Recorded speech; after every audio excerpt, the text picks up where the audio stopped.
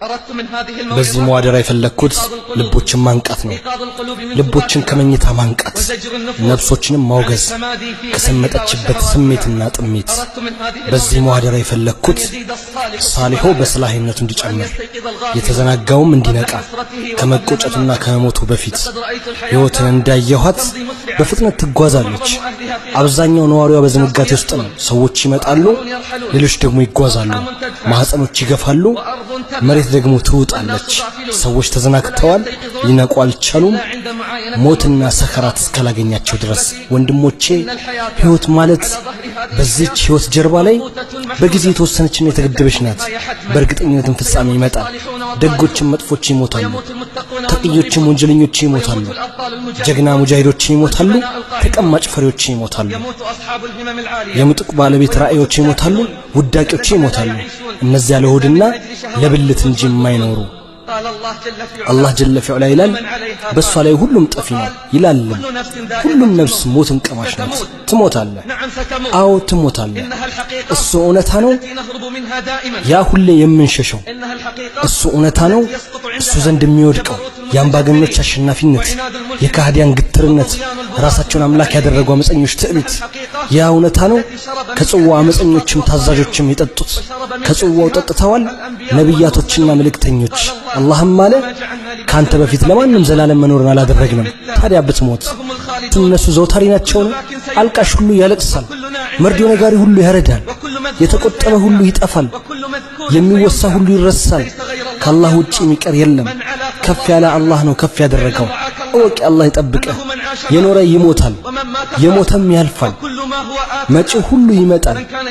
አላህን መገናኘት ተስፋ የሚያደርግ የአላህ ቀጠሮ መጪ ነውና ይዘጋጅ። ሕይወትህ የሚጀምረው ከመሞትህ በኋላ ነው። የአደም ልጅ ሆይ አንተ እናትህ ስትወልድህ እያለቀስክ ነበር፣ ሰዎች ግን በዙሪያህ እየሳቁ ተቀበሉ።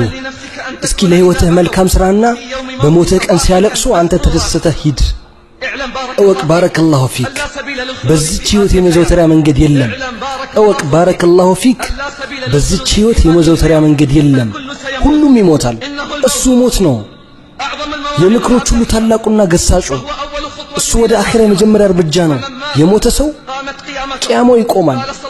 ነብዩ ሰለላሁ ዐለይሂ ወሰለም አሉ ቀብር የአኺራ የመጀመሪያ ማረፊያ ነው። ሀገራችን ፊታችን ነው። እውነተኛ ሕይወታችን ከሞታችን በኋላ ነው። የታሉ ኪስራዎች? የታሉ አምባገነኖች? የመጀመሪያ መፀኞችስ? ገንዘባቸው ሌላ ሰው በላው። ዱንያ ተዘዋዋሪ ናትና ወደ ወራዳዋ ዱንያ ተዘነበሉ። ከፍ ያሉ ደረጃዎችንም አዘጋጁ። በሷን በተደሰቱ ጊዜ የሞት እጅ ጣለቻቸው። የምመክራችሁ በአንድ ነገር ብቻ ነው። ስንትና ስንት በዳይ ድንበር አለፈ፣ ቤተሰቡንም ሆነ ጎረቤት አልጠበቀም። የታል ያሰረው የመዘውተር እስር? ተመከሩ የልቦና ባለቤቶች።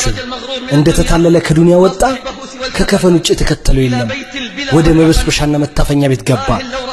ብታየው መከራ ሰፍሮበት ያ የሚያምር ፊቱ ተቀይሮ። ከስካርህ ንቃ አንተ ዝንጉ ሆይ፣ እርግጠኛም ሁን አንተም በቅርቡ ተጓዥ መሆንህን። አንተ የዝንጎችን ጎዳና ተጓዥ ሆይ፣ አንተ የመሃይማንን መንገድ የወደድክ ሆይ፣ መች ነው የምታየው ይህ ደረቅ ልብህ የሚለሰልስ? መች ነው ዱንያን ሽጠህ ዲንን የምትገዛ?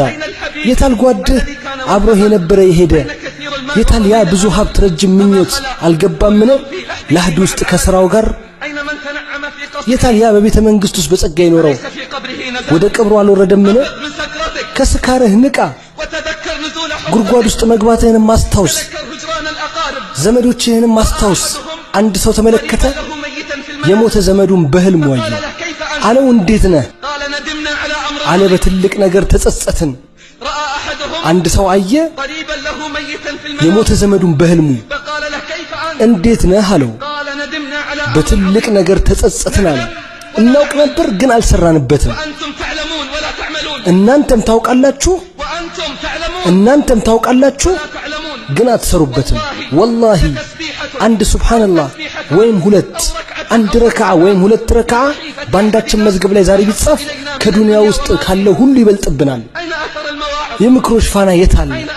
የታለ የግሳጼው አሻራ? በልቦቻችን ያሉ አያቶች የታሉ? የረህማን ንግግር ፋና? አንተ ባለ ሀያ ከኩዮች ስንት ሞተው ነው አንተ የቀረኸው? አንተ ባለ 30 ወጣትነትን አግኝተህ አልተጸጸትክም? አንተ ባለ 40 ልጅነት ሄደ አንተ ጨዋታ ላይ ዘወተርክ? አንተ ባለ 50 አንተ መታጨጃ የደረስክ አዝመራ ነህ።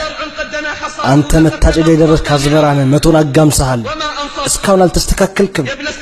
አንተ ባለ 60 በልና ወደ ሂሳብ። አንተ የሞት ፍትጊያ ላይ ደርሰሃልና። አንተ ባለ 70 ምን አስቀድመሃል? ምንስ አዘግይተሃል? አንተ ባለ 80 ምክንያት የለህም፣ እስኪ በቃ ማይንተሃል።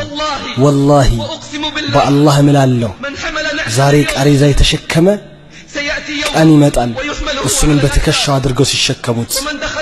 ዛሬ ወደ መቃብር ለዚያራ የገባ አንድ ቀን ይመጣል፣ እሱም እንዳይወጣ ሆኖ። ዛሬ ወደ ቤቱ የተመለሰ ቀን ይመጣል፣ እሱም የማይመለስበት። ዛሬ ወደ ቤቱ የተመለሰ